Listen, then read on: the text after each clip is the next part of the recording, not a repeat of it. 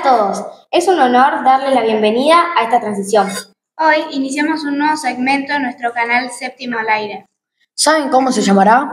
Cara a cara con séptimo grado. Realizaremos entrevistas para conocer qué hay detrás de cada familia. Hoy tenemos el placer de presentar a una destacada escritora argentina, reconocida en el mundo de la literatura policial, Florencia Echeves.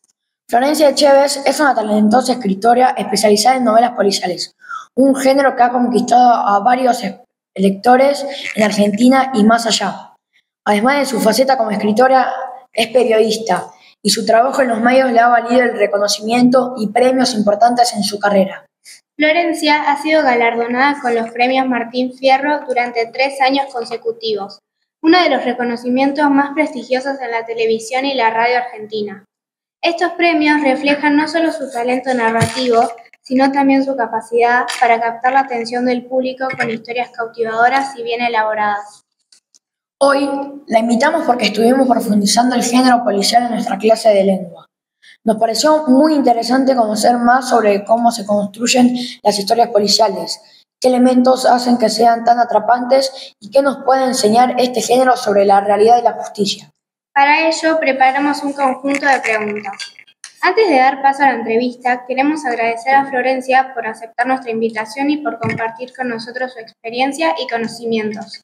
Los invitamos a ver la entrevista, dar like y suscribirte a nuestro canal de YouTube Séptimo al Aire. Para finalizar,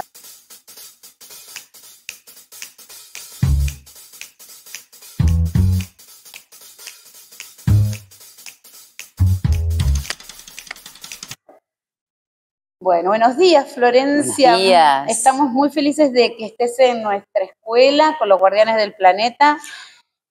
Guardianes del Planeta. Somos los Guardianes del Planeta. Me encanta. Sí, los superstars.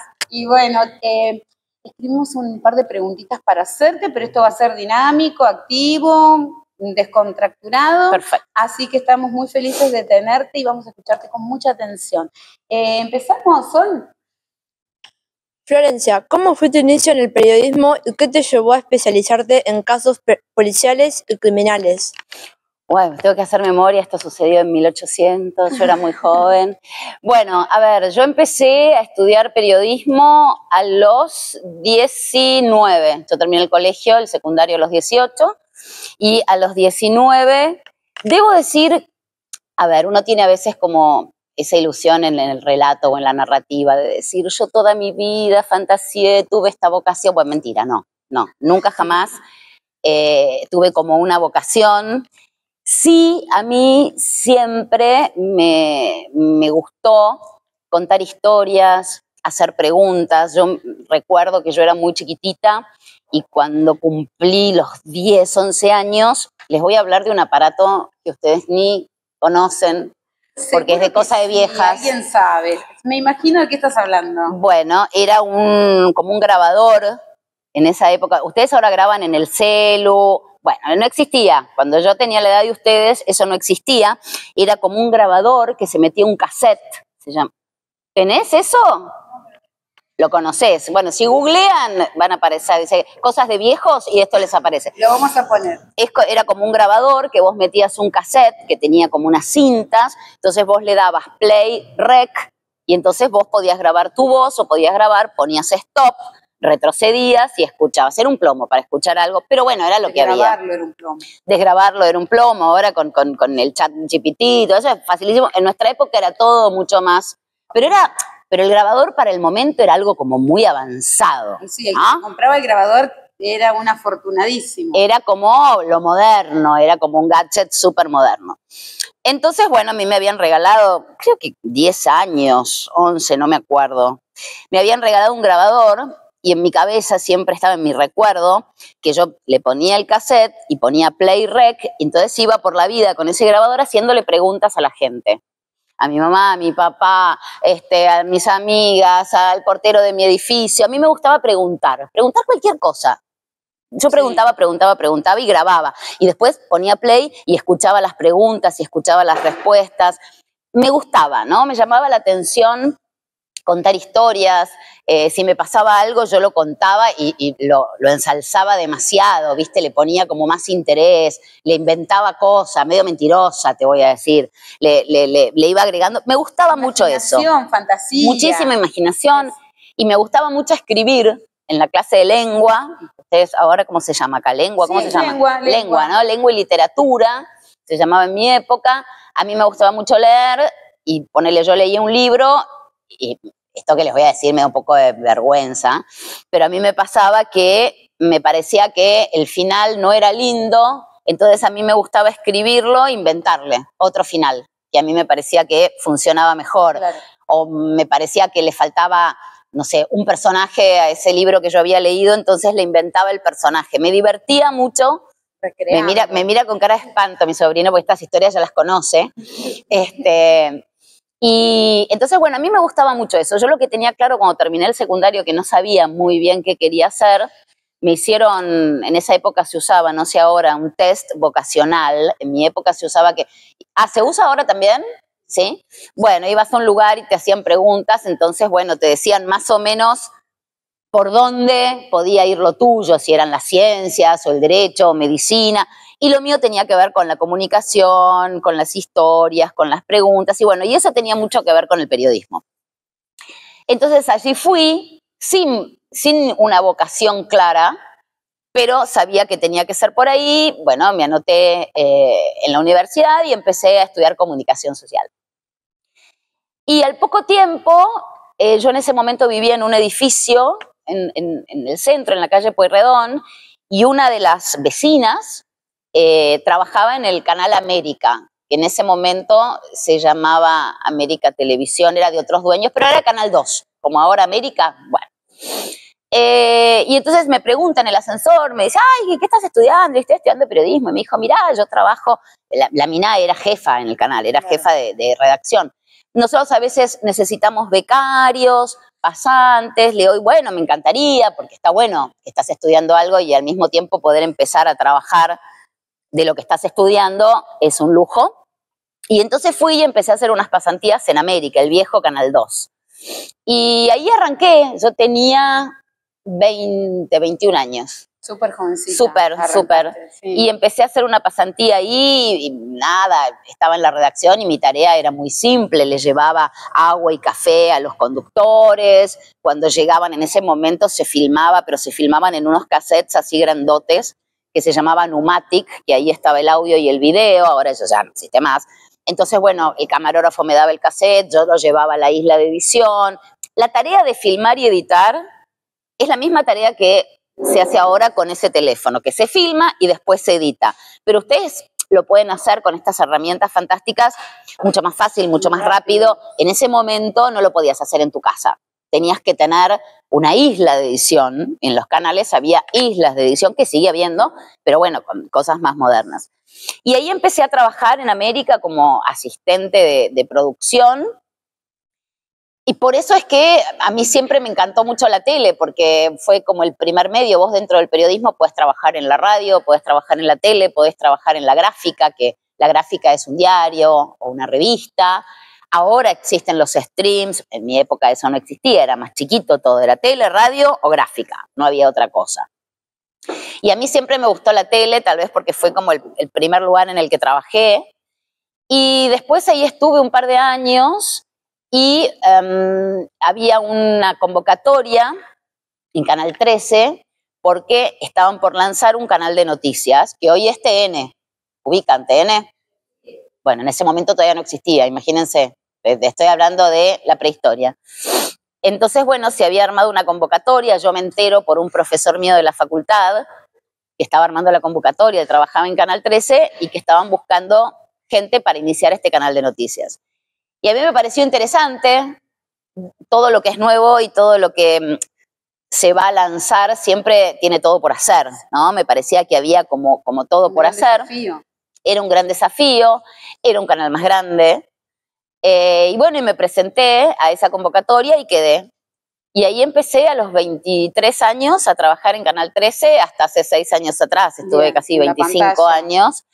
Primero estuve trabajando, muchos años detrás de la pantalla y voy a la pregunta que me decía ella recién, ¿por qué los policiales? ¿No? Yo trabajaba de asistente de producción, después me ascendieron a productora, era productora del noticiero de la mañana, el primer noticiero de la mañana de TN, y a los 5 años de estar trabajando ahí, había un programa y una columna, la sección policiales, que el que ponía la cara, digamos, el periodista famoso de esa sección era Enrique Sdrech. Probablemente ustedes no lo conocen porque se murió hace mucho tiempo, pero si lo googlean, Enrique Sdrech fue en su momento, era... Palabra mayor. Palabra mayor, era como el periodista de policiales. Como ahora es Canaletti. Como es Canaletti. Bueno, Canaletti era muy joven en ese momento. Claro. Él trabajaba en Clarín, escribía. Y entonces, bueno, la productora del Turco, el Turco Sdrech, así se llamaba, se mudaba, se iba a vivir a otro país y qué sé yo, entonces quedaba vacante ese lugar. Entonces mi jefe me preguntó si yo quería ir como productora del Turco. Yo nunca había pensado en la sección policiales, yo hacía información general. Claro. Y la verdad que a mí el Turco me caía súper bien, me parecía un tipo muy gracioso, muy apasionado. Y yo siempre fui y bueno, probamos, si no me gusta, no me gusta. Y ahí me quedé. Trabajar con el Turco para mí fue como te diría, como ir a una universidad, una diplomatura de periodismo. Me enamoré del periodismo policial, de la sección de policiales. Siento que en esa sección está la humanidad toda, ¿no? Todo tiene que ver, ahí está el dolor, el sufrimiento, la injusticia. Podés trabajar en un caso policial, tocar todos los resortes de una sociedad, ¿no? La justicia, la injusticia, la desolación, la tristeza. Me parecía que había muchas historias para contar que en definitiva me llevaban a esa Florencia de cuando era chiquita y iba con el grabador buscando historias interesantes. Me parecía que ahí estaban las historias interesantes y me quedé durante muchísimos años trabajando en policiales, siendo productora del Turco. Pasaron como, no sé, 10 años y el Turco se enferma, muy mal, no podía ya hacer tantas notas, entonces, bueno, él se quedaba en la redacción y yo salía a hacer las notas para él, que él después presentaba, y así de a poquito es como que siempre volvía a esa Florencia del grabador, ¿no? Volvía a ser la que preguntaba. En algún punto, esa nena, sin proponérselo y sin quererlo, iba como marcando mi camino.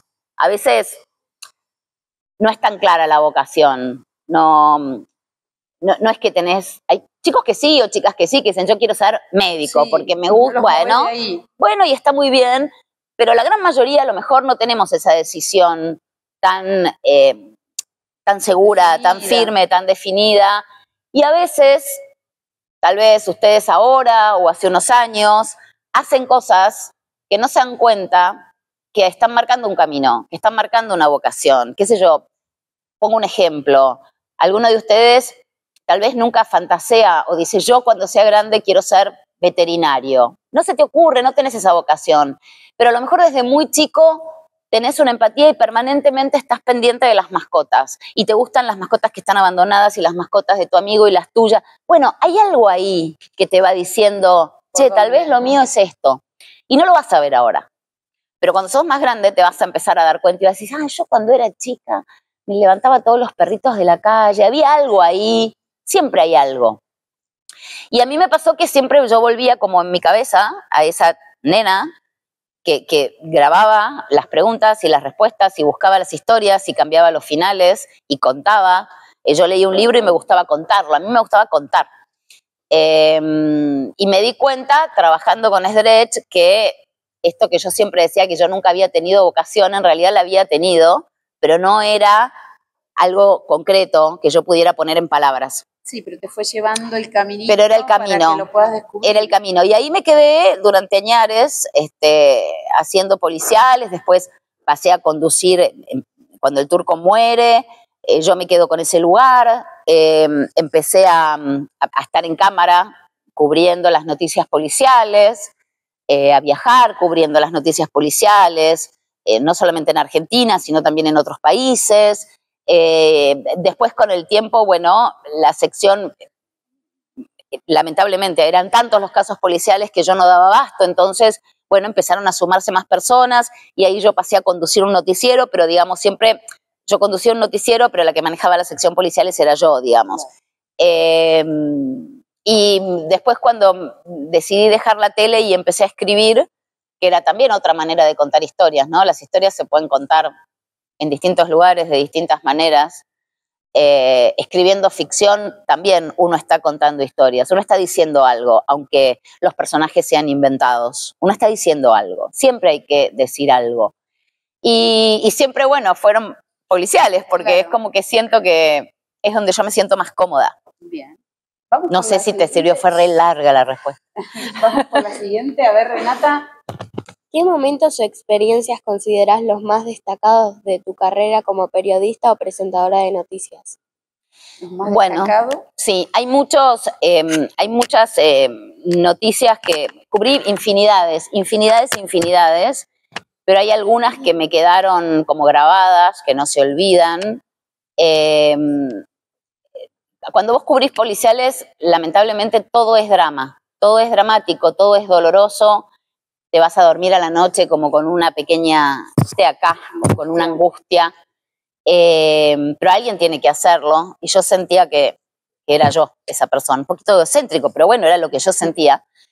Había una noticia y venía otra y bueno, van pasando, pero hay una que a mí yo no me lo olvidé nunca, que es Cromañón. No sé si ustedes escucharon hablar del incendio de Cromañón. Contales un poquito de Me acuerdo fue de las peores noches que yo recuerde en mi vida. Esa noche yo volvía de Córdoba, había ido a cubrir un policial en Córdoba, vuelvo, me acuerdo que me voy a dormir, no me acuerdo la hora que era, y en la tele decía incendio en 11, y yo pensé, uy, bueno, mañana vamos a tener que ir con esto, pero como un incendio. Y me despierta el teléfono, en ese momento era teléfono de línea, no existían los celulares, existían los pagers.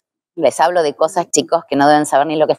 Eran como unas pantallitas que te mandaban como un mensaje y vos contestabas ese mensaje, pero no era una línea de teléfono. Vos tenías que llamar a una empresa, te atendía una señorita, a este número dígale que recibí el mensaje. Entonces la chica recibió el mensaje, era toda una lentitud. Era como el inicio del WhatsApp, pero muy lento.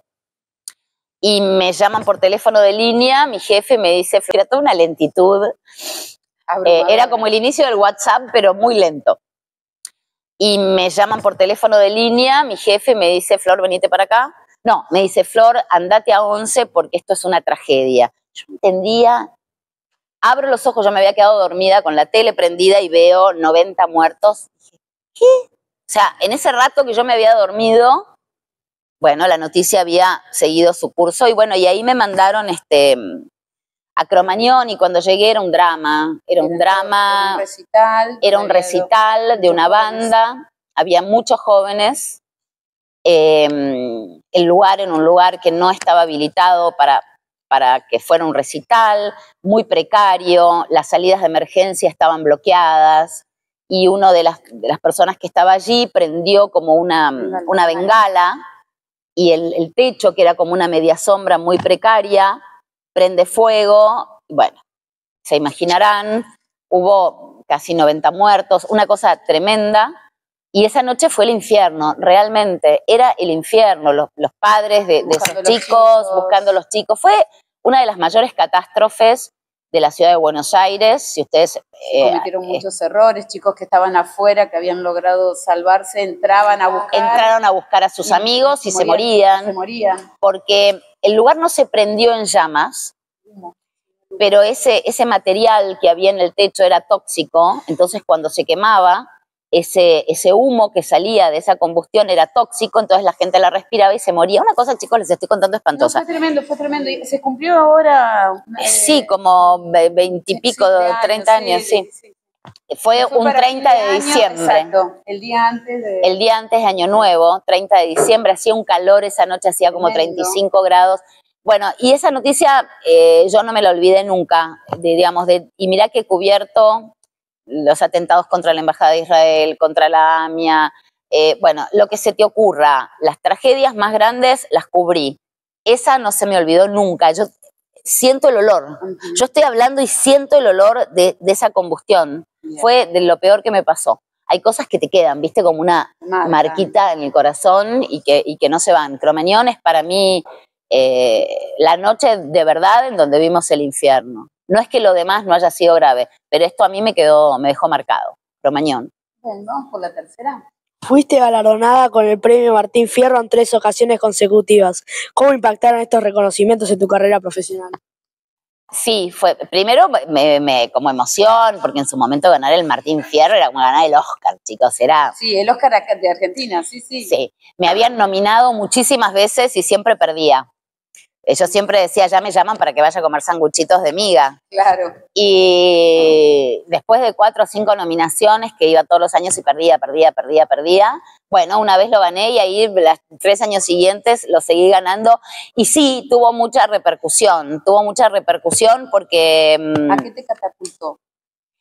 A ver, hay algo que es como bastante extraño, por lo menos en el periodismo, ¿no? Esa noche vos ganás el Martín Fierro y estás como en Disney con un vestido divino y toda maquillada y te sacan fotos y vos mostrás el premio y decís gracias Aptra y es todo lindo y glamour.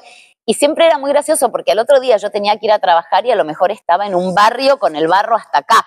Yo decía, yo anoche estaba en el medio del glamour y ahora estoy. Digo, el periodismo tiene esas cosas, que vos pasás de la gloria al laburo. El periodismo no es esa gloria, es ese laburo. Lo que no significa que ese reconocimiento no sea lindo. Yo seguí haciendo el mismo laburo de siempre. Acá en la Argentina, sí, te felicitan y está buenísimo. Pero no me cambió en nada. Pero con el correr de los años, cuando yo empecé a escribir para afuera, para otros países, yo no lo sabía, pero me di cuenta que lo que llaman los americanos, que son los awards, los premios, son importantes para curricularmente. Claro. Es currículum. Claro. Entonces vos de repente para aplicar para un trabajo afuera te mandan una ficha para llenar y uno de los ítems, te pone la edad, los estudios, tu experiencia, awards, digamos, los premios, si tuviste premiaciones. Y es importante. Entonces, y me ha servido para conseguir determinado tipo de trabajos, esos awards. A ver, yo porque vivo acá y no me interesa, pero por ejemplo, si yo quisiera sacar una visa de trabajo en Estados Unidos, te piden awards, que hayas sido premiado en tu país. Entonces, es como algo que te sirve. Lo que uno pensaba que era un momento lindo, qué sé yo. A mi mamá el otro día el carnicero le regaló 1 kilo de milanesas. Pero mirá vos. ¿Entendés? Digamos, ¿por dónde llegan? Claro, le decía, ay, para que le mande a ella que le dieron el premio. Mi mamá se las comió, no me las dio. Voy a decir. Ni te invitó. Ni me invitó. Pero digo, eso que te parecía que era como un mimo, ¿no? Después con los años me di cuenta que es curricular, que hay premios que son curriculares. Y tiene un peso y que te puede definir conseguir un trabajo por sobre otra persona que no tenga awards. Bien. ¿Qué desafíos enfrentaste al combinar tu labor periodística con la escritura de novelas policiales y de misterio? Uy, no te das una idea cuántos. Durante muchos años yo trabajé como periodista y cuando vos trabajás como periodista trabajás con datos de la realidad y trabajás con la verdad. Por sobre tu opinión, ¿no? Todos podemos tener opiniones, pero una opinión no es una noticia, una opinión no es un argumento, que eso es muy importante. Vos podés opinar sobre algo, pero eso no es una verdad, es una opinión, no es un argumento, es una opinión, lo que no significa que una opinión sea poca cosa, pero hay que ponerla en el lugar en donde va. Una opinión es muy respetable, pero no es la verdad definitiva, es tu mirada, y tu mirada puede cambiar. Está muy bien cambiar de opinión, no está mal, al contrario, me parece que es un crecimiento. No todos opinamos, yo a los 20 y pico de años opinaba sobre alguna situación y con los años y la experiencia me doy cuenta que mi opinión cambió y probablemente ustedes hoy opinan sobre algún tema que hace 5 años atrás era otra la opinión, era más infantil, ustedes crecieron, se empezaron a dar cuenta de cosas. Bueno, las opiniones son muy válidas, pero no son argumentos.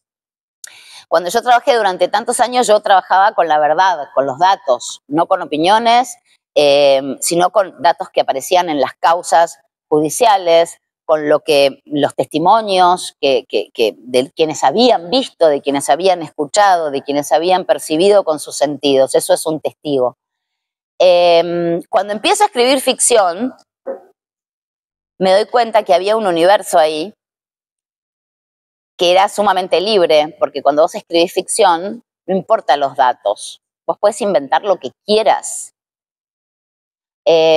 Vos podés, es como mentir sin consecuencias. No tiene ningún problema ahí. No hay ningún problema, no estás atado a una causa judicial o a un testimonio. Entonces yo sentía que tenía ante mí una libertad muy grande y no sabía qué hacer con tanta libertad. Me pasaba eso.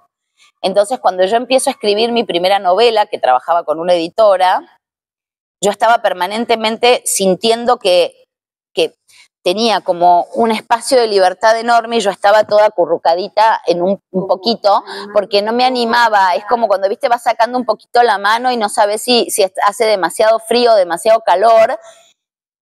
Y era como un gran desafío poder animar, permitírmelo. Me parecía como que estaba mintiendo y mi editora me decía, de eso se trata. Claro, esto es ficción. Claro, esto es ficción, no es lo mismo. Lo que yo no podía permitirme hacer en un noticiero, acá me lo podía permitir. Pero, ojo, que hay algo que en la ficción es muy importante y se llama el verosímil.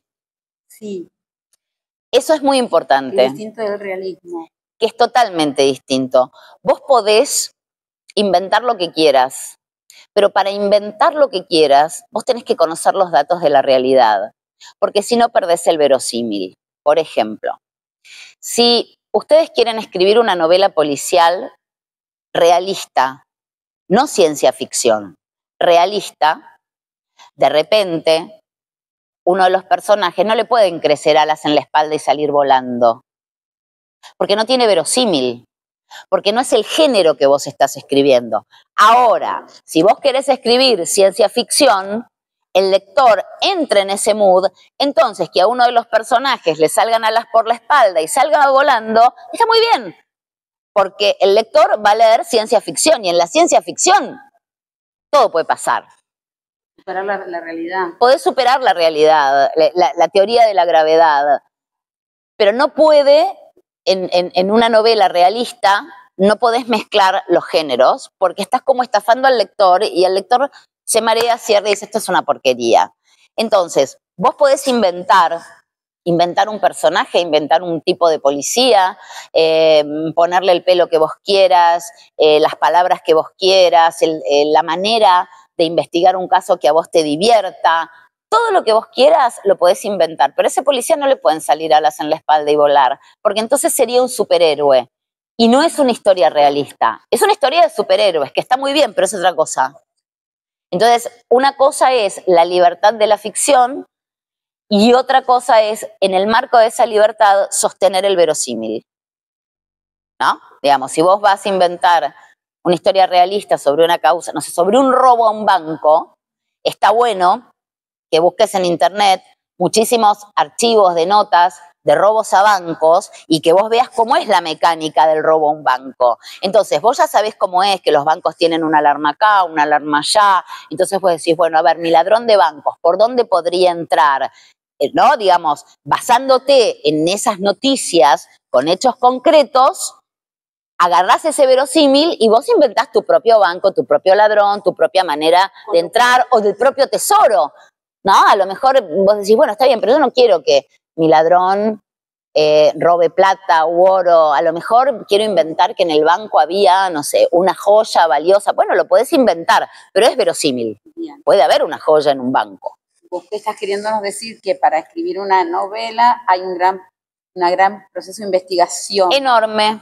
De lectura. Enorme. De fuentes sí. verdaderas, sí. fidedignas. Sí. Sí, eso es lo que está intentando explicar, chicos, que no es que un día se levante inspirada y escribe sobre un tema y tira el chamullo que se le ocurra. No, a esa idea que se te ocurra, por más loca que sea, tenés que darle un marco, tenés que darle un contexto, tenés que darle un verosímil, porque no te alcanza sino, chicos, piensen que una novela más o menos, son 300 y pico de páginas, son en caracteres, con espacios son 600.000, 700.000 caracteres. Si vos a esa idea que se te ocurrió, yo quiero, vamos a inventar una cualquiera, yo quiero contar la historia de un ladrón que roba una joya valiosa en un banco, bueno, no te alcanza con eso, haces una página. ¿Y cómo llenas todo lo demás?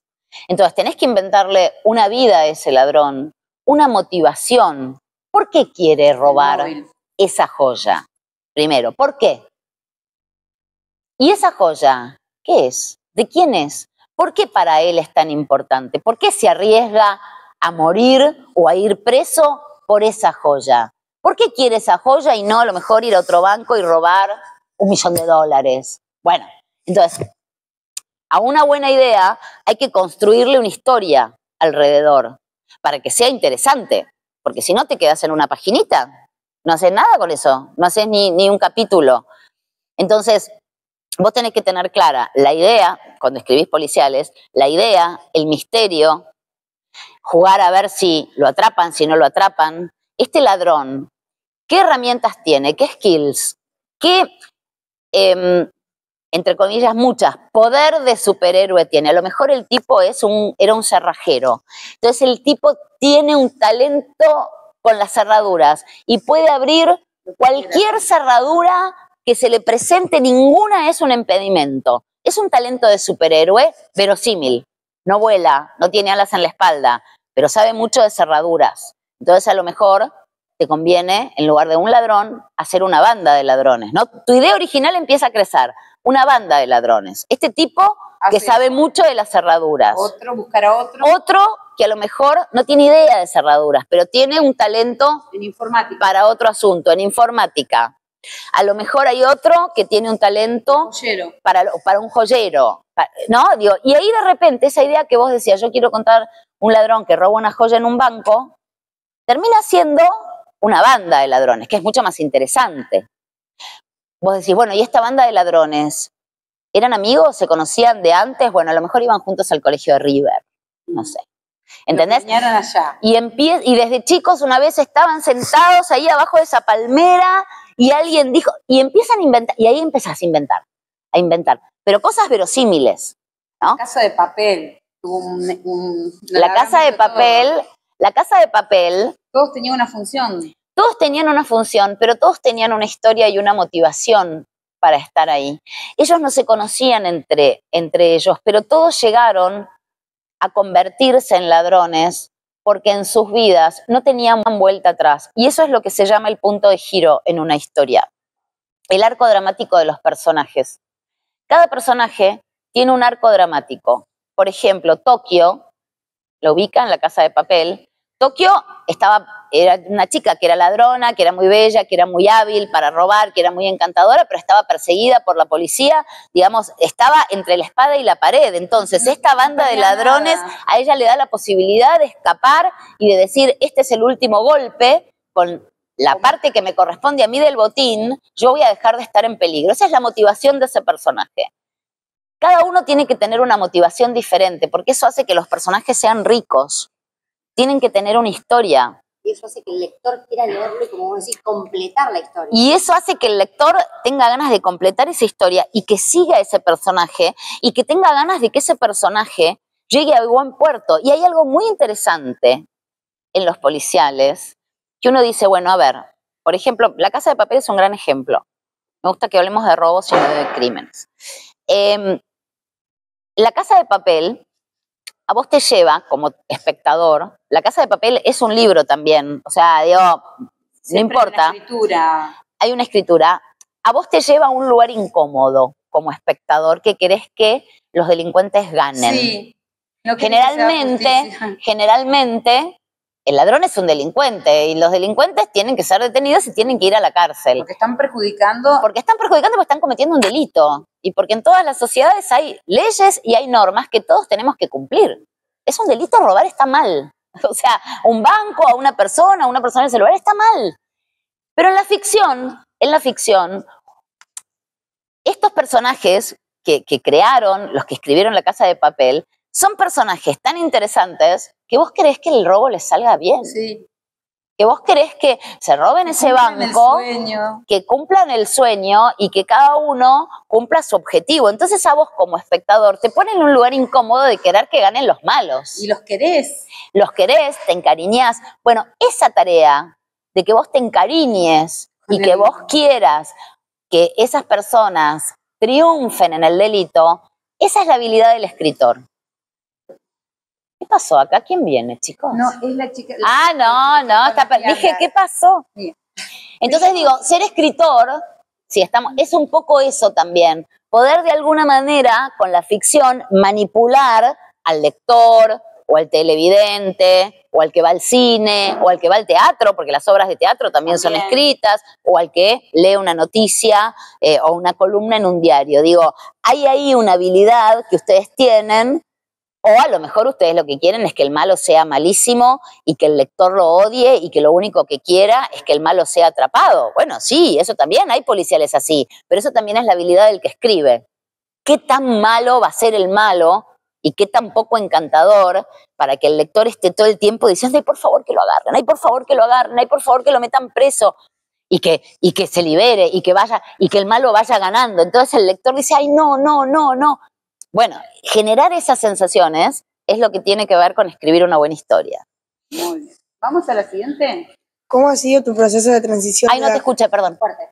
¿Cómo ha sido tu proceso de transición de la crónica periodística a la narrativa de ficción? ¿Y qué pasó en la transición? Fue duro, fue durísimo, porque a mí me costaba mucho esto que yo les estoy diciendo. Esto que yo les estoy diciendo yo lo logré aprender con 6 novelas, 7 casi. Una ya la escribí, pero todavía no salió, no se publicó, se publica el año que viene, con 7 novelas. Me costó ese proceso, el que vos me preguntás, me costó 7 novelas, darme cuenta de estas cosas. Y hay algo que es re importante, chicos, re importante. Si ustedes quieren escribir lo que sea, guiones para Netflix o libros o lo que sea, hay que leer mucho. Leer es escribir. Porque cuando vos lees, te vas empapando no solamente de historias, sino de maneras de contar esa historia. No importa si leen cómics, si leen novela romántica o aventuras, o ciencia ficción, o policiales, o novelas románticas, no importa. Leer, leer y leer cuentos. A lo mejor si les aburre leer una novela porque son muy largas y les lleva mucho tiempo, hay un montón de libros de cuentos, de relatos cortos, que a ustedes les puede servir para ese proceso. Yo tuve que hacer como una deconstrucción porque yo venía del dato y tuve que pasar a la inventiva. Entonces ese proceso fue muy traumático para mí. Pero si yo hubiese empezado con la narrativa, me ahorraba ese proceso. Que igual me sirve porque me sirve mucho para el verosímil. Todo lo que yo aprendí en el periodismo a mí me sirve, lo tengo como ya investigado, ahorro tiempo. Pero es muy importante que ustedes lean mucho para que ese proceso, por el que me preguntaba acá su compañero, sea mucho más fácil y mucho más ágil. Y ustedes digan, che, lees un cuento de un autor, una autora, y decís, me encanta cómo cuenta, me gusta cómo cuenta, no sé, cómo hace el perfil del malo este autor. Entonces van a internet o al chat, GPT, y le preguntan, libros de este autor. Entonces empiezan a leer todo lo que ese autor escribió. En lugar de buscar por historias, cuando te gusta un cuento de alguien, decís, quiero saber más historias de este autor.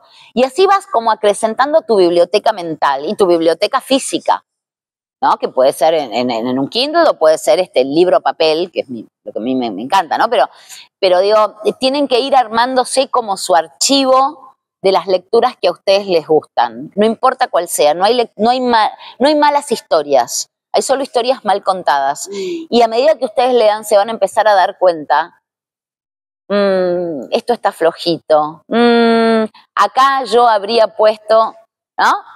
Y está bueno decir, a ver, lo voy a escribir yo. Y practicar. Pero antes de escribir hay que leer mucho. Bien. En fin. Tus novelas abordan temas oscuros y complejos. ¿Qué te inspira a escribir en el género policial y negro? Y los años que trabajé con Sdrech y los años que yo trabajé en policiales. Creo que si yo hubiese trabajado, no sé, en la sección política o en la sección economía, tal vez no tendría la capacidad de ver las historias que me dio a mí el género policial. El género policial son historias todo el tiempo, historias de asesinos, historias de asesinados, historias de robos, historias de huidas, historias de cárceles, historias de cementerios.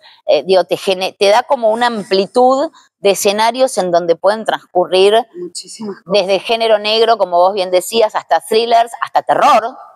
El terror es divino. El género de terror es un género hermoso, que en el plano policial se da mucho, ¿no? Con la fantasmagoria, con los cementerios, con las ánimas, con los espíritus, con los fantasmas, con el diablo. Digo, hay como mucha cosa oscura que a mí siempre me interesó. Pero yo creo que lo que a mí me llevó a escribir es eso, es haber trabajado tanto tiempo en ese palo, en haber trabajado en la morgue, haber trabajado en los cementerios. Bien. Ay, Vamos no, a es ir un hermoso. poquitito más rápido a ver si podemos llegar a todas. Tengo todo el tiempo del mundo, ¿eh? Sí, a ver. La adaptación cinematográfica de tus obras ha tenido gran éxito. ¿Qué diferencias encuentras entre escribir una novela y participar en la adaptación audiovisual? Muchísima. Es como otra plataforma de escritura. Cuando vos escribís un libro, el lector no está viendo nada, solo el libro, por lo que vos le tenés que describir o darle la mayor cantidad de datos posibles para que el lector imagine. Cuando vos estás viendo una serie, hay muchas cosas que las estás viendo. En un guión, ¿no? Para la adaptación cinematográfica, yo no tengo que describir si es rubia, alta, petiza, si está vestido, porque lo veo. Entonces el guión es mucho más corto y vos solamente escribís las acciones. Toda la descripción no es necesaria porque la estás viendo. Esa es la gran diferencia. Emilia. ¿Qué mensaje o reflexión esperás que los lectores se lleven después de leer tus libros? Yo siempre digo que a mí me gusta escribir, tengo una frase que la repito mucho. Ay, justo te iban a preguntar de una frase. ¿Quién era el que pregunta de la frase? A ver, Tomás, a ver si te escucha. ¿Qué frases? Bueno, ahí está, coinciden las dos.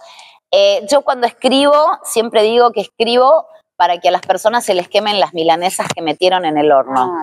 Y les voy a explicar de dónde viene. Una vez recibo un mensaje, ay, qué amable, gracias. Recibo un mensaje de Facebook de una lectora que me dice, hola Flor, y me pone una foto de una de mis novelas. Acabo de terminar de leer tu novela, vas a tener que, y en chiste me dice, vas a tener que venir vos a cocinarle a mis hijos porque metí las milanesas en el horno, estaba leyendo, me olvidé de sacarlas y se me quemaron. Y a mí eso me dio una felicidad. Y yo dije, esto es lo que yo quiero. Yo quiero escribir para que se te quemen las milanesas en el horno. Que estés tan metido en la historia y tan entretenido que metiste las milanesas y te olvides de todo lo demás. La milanesa es el ejemplo, ¿no? Pero digo, eso es como la frase que me guía, es esa. Quiero escribir para entretenerte tanto, tanto, tanto que se te quemen las milanesas en el horno. Que todo lo que existe alrededor tuyo no exista. Desaparezca. Esa es como lo que a mí, a la hora de yo escribir, digo, milanesas en el horno, milanesas en el horno. ¿Seguimos? En obras como Cornelia y La Virgen en tus ojos tocas temas de violencia y misterio. ¿Cómo trabajás para mantener el equilibrio entre el suspenso y la sensibilidad social? Bueno, en Cornelia y en La Virgen, yo en realidad cuando a veces pienso en las novelas, pienso más que en la mecánica o en los personajes, pienso en un tema sobre el que quiero hablar, una mecánica criminal. En La Virgen en tus ojos, el tema que a mí me interesaba mucho era la mentira. Era cuánto uno puede mentir para que esa mentira termine convirtiéndose en una verdad. O si eso ocurre, puede suceder o no. Trabajé sobre la mentira. Y a esa idea que yo tenía le agregué personajes que fueran llevando adelante esa idea, que mintieran tanto como para que esa mentira se convirtiera en una verdad, ¿no? Es como probar una hipótesis. Y con el tema de Cornelia, a mí me interesaba mucho. Cornelia es una novela que yo la escribí en un momento de un gran auge de manifestaciones de mujeres, y a mí me interesaba mucho hablar sobre la trata de mujeres, de mujeres, y es una novela muy dura.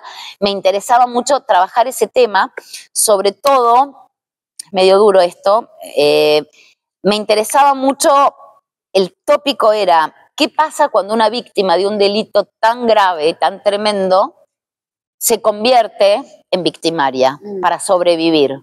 ¿Está exculpada, expiada o no? ¿Se justifica o no se justifica?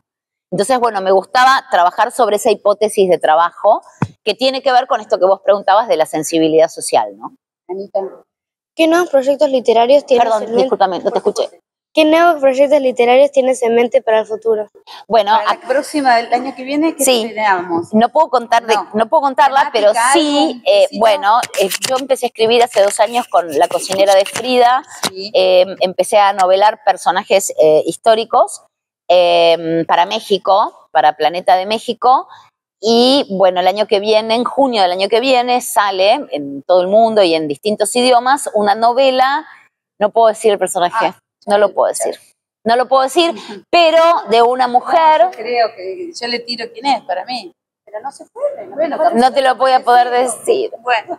Pero bueno, sale el año que viene, sí, es una otra novela sobre así como fue Frida Kahlo. Yo juego mucho con la ucronía. No. No. Pero para saber si estoy orientada. No, no es artista. Bien.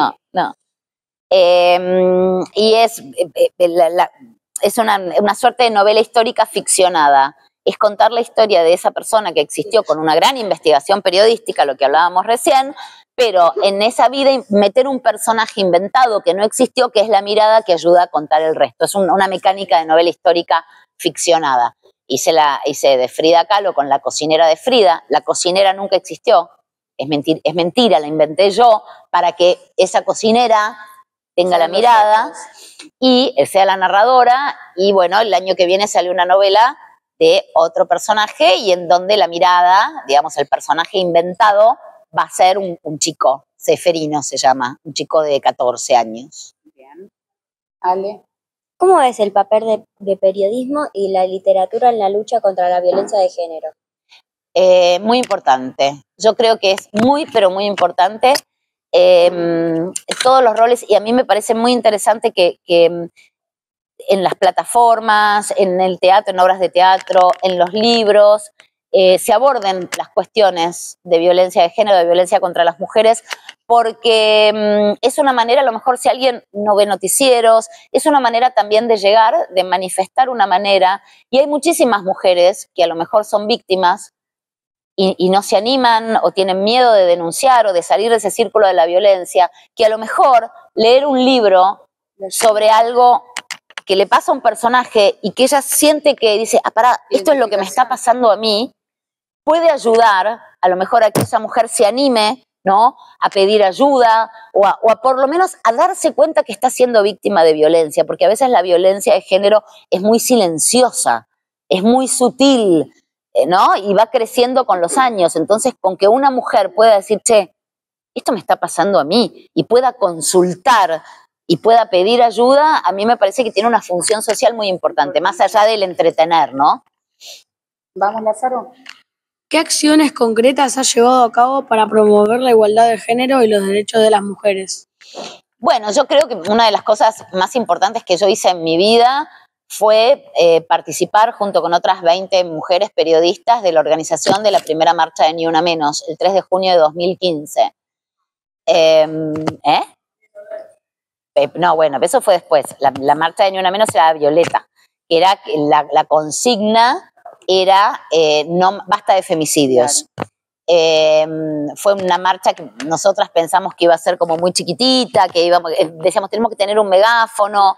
Era un momento en el que aparecían todos los días chicas asesinadas, chicas jovencitas de la edad de ustedes, más grandes. Era una seguidilla que era una violencia atroz. Y dijimos, ¿viste cuando sentís, che, hay que hacer algo? ¿Qué? Bueno, no sé, marchemos.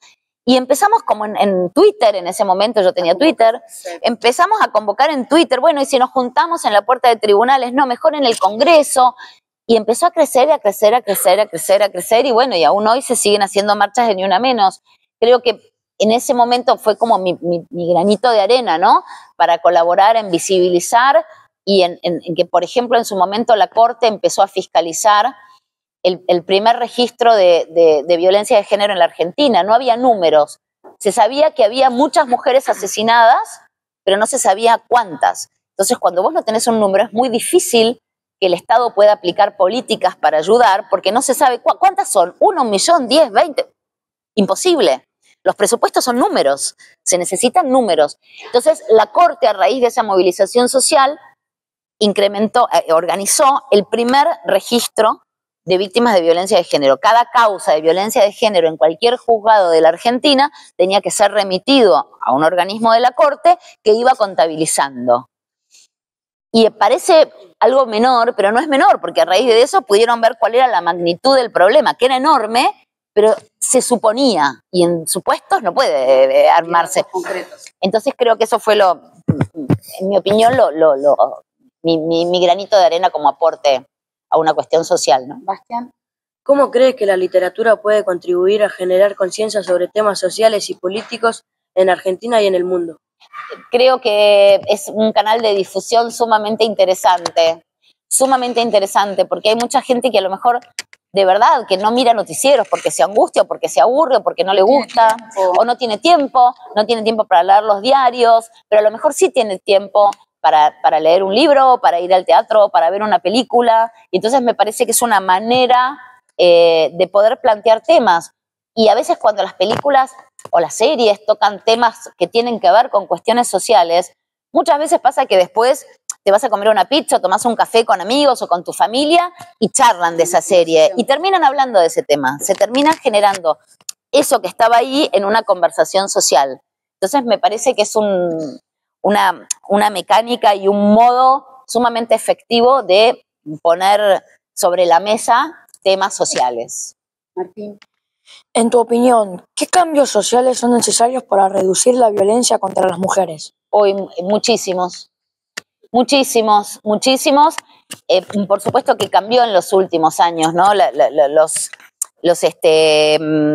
movimientos de mujeres, las manifestaciones, leyes, ¿no? Digamos, la ley sobre todo de violencia contra las mujeres, la ley integral, es una ley muy buena y de avanzada que tiene Argentina y que muy pocos países en el mundo tienen, que habla no solamente de la violencia física, sino también de la violencia económica, la violencia simbólica, la violencia psicológica. Y hay muchos tipos de violencias, pero sí creo que se necesita presupuesto, ¿no? Para que esas leyes, los refugios de mujeres para mujeres que se tienen que escapar de su casa con nenes muy chiquititos porque lamentablemente viven con un violento que les pega, que las humilla, que las maltrata y que eventualmente las puede matar. Y la justicia, chicos, a ver, la justicia es fundamental, que la justicia sea rápida, expeditiva. Ayer veíamos, tal vez ustedes lo vieron, el caso de Julieta Prandi, que el ex marido fue condenado a 19 años de prisión por delitos gravísimos contra ella y contra sus hijos. Ella estuvo más de 7 años yendo y contando una y otra vez experiencias traumáticas. Digo, es mucho tiempo. Hay muchas mujeres que a lo mejor no tienen los medios y en el medio terminan desistiendo. Entonces la justicia tiene que ser, ¿no?, mucho más moderna y mucho más rápida para poder condenar al que es violento, para poder determinar qué denuncia es cierta y qué denuncia no. Digo, la justicia me parece que es el punto que está un poquito débil en esto, todavía.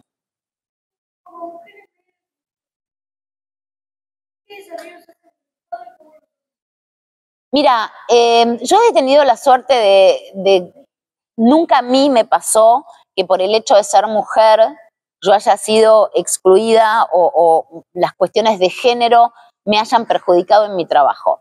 Esto no significa que eso no suceda, porque también tenemos que pensar que no nos haya ocurrido a nosotros no significa que eso no pase, ¿no? Que nunca te hayan robado el celular no significa que no existan los robos de celulares. Tuviste la suerte que no te pasó. Simplemente, ¿no? También hay que dejar de mirarse uno y mirar... Bueno, a mí nunca me pasó, yo nunca tuve... El género a mí nunca me condicionó. De hecho, yo hice años policiales y trabajaba prácticamente en un ambiente de varones. Trabajaba con varones todo el tiempo y ser mujer a mí nunca me condicionó a nada. Entonces ese tipo de desafío yo no lo tuve que vivir.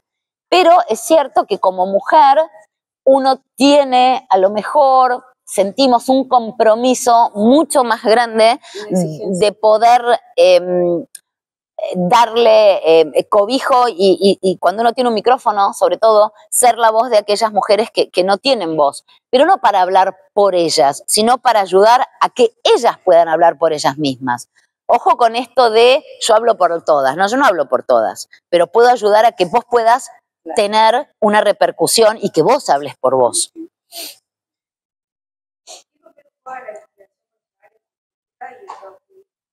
Todo. La verdad que todo. A mí las cosas que me pasan en la vida, buenas, malas, o a veces las cosas que les pasan a personas que yo conozco, me generan una inspiración, ¿no? Una inspiración que me da ganas de escribir esa historia o de hablar de ese tema bueno, esto que yo les contaba recién cuando hablas del activismo, era permanentemente una cantidad de muchachas que parecían muertas de nenas asesinadas y con otras mujeres periodistas sentimos eso como inspiración para decir, che, tenemos que marchar con un cartel, basta de esto, alguien nos tiene que escuchar. Bueno, eso es una inspiración. ¿Ya?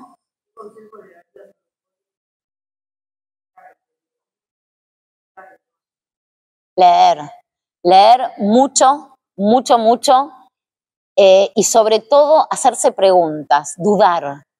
Duden siempre, no se queden con lo que les dice cualquiera. Busquen ustedes sus propias respuestas.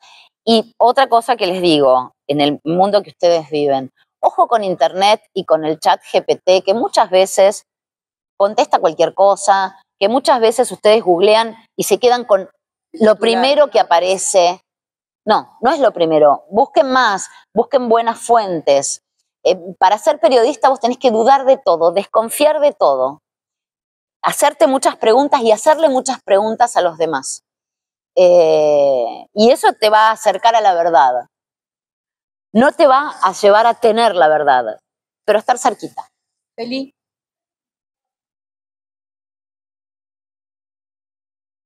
Fundamental. Es fundamental. La transformación, decía, ¿no? Sí, fundamental. Yo creo que los libros que es arte, la literatura es una manera de arte. A mí personalmente, y creo que a todo el mundo, un libro te transforma, un libro te cambia la vida. A mí los libros me han salvado la vida. Yo, si estoy mal o tengo un problema, agarro determinados autores y a mí me salvan la vida, me dan oxígeno. Yo no puedo vivir si no tengo mis libros alrededor, es un refugio para mí.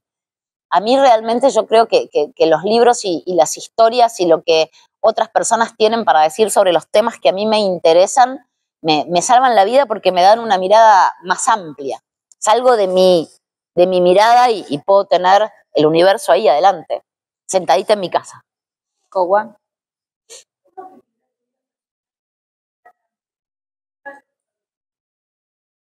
Bueno, ahora es más fácil porque mi hija es grande, tiene 25 años. Cuando mi hija era más chica, que bueno, necesitaba llevarla y traerla, bueno, tenía como horarios, ¿no? En donde aprovechaba los horarios en el que ella estaba en el colegio, para ir al canal o para escribir, como hacen las mamás y los papás de todos ustedes, ¿no? Digamos, no importa el trabajo, la carrera o la profesión que tengan, la prioridad siempre son ustedes, son los chicos. Y bueno, y en el momento en que ustedes están en el colegio, que se van con amigos o van a alguna actividad, los papás y las mamás van armando un rompecabezas para poder trabajar, para poder desempeñar su rol en la sociedad y poder criarlos a ustedes. Ya les va a pasar, ya les va a pasar.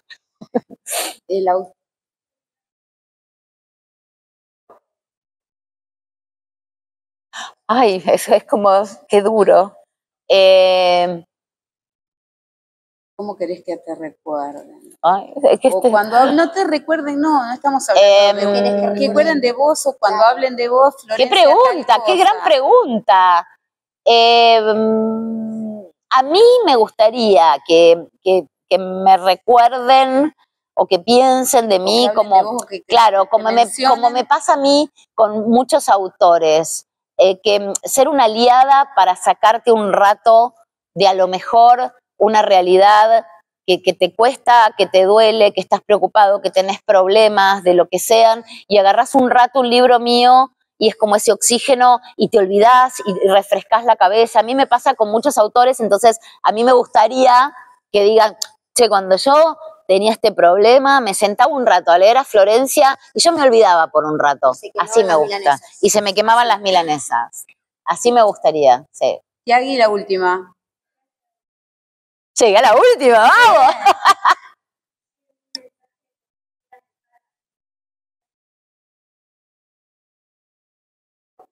Muchas gracias. No, a ver, muchas gracias primero para quienes admiran mi trabajo y mi trayectoria. A mí me da un honor enorme porque significa que siguieron, que me vieron en la tele, que leyeron mis libros. Entonces, bueno, eso a mí me da orgullo y es un honor y se agradece, ¿no?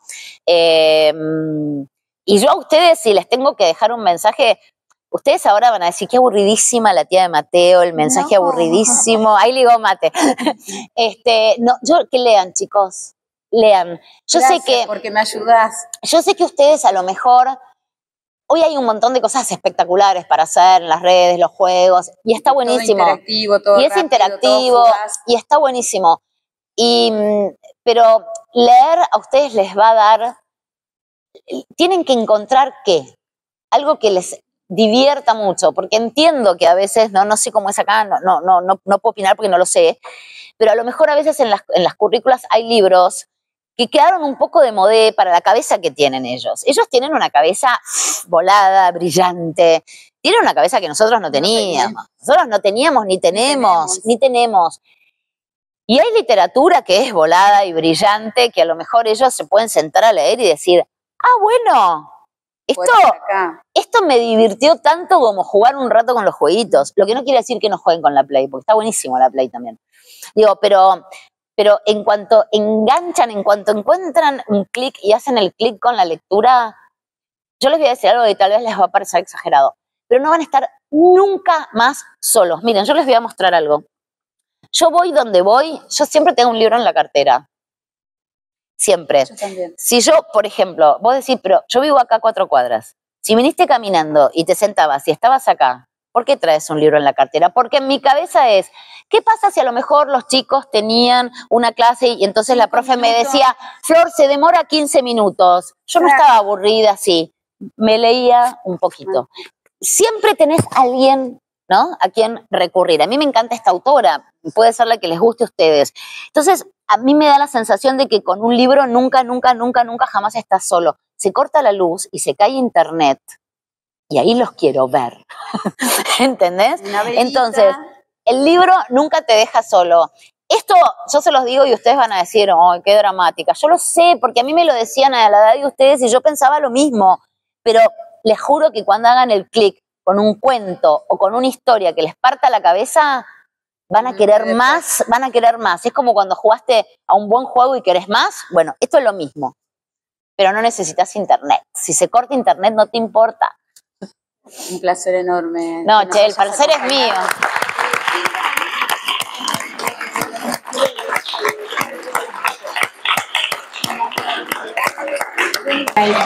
Para finalizar, queremos expresar nuestro más profundo agradecimiento a Florencia Echevez por su visita, por su tiempo y brindarnos la oportunidad de aprender de su experiencia.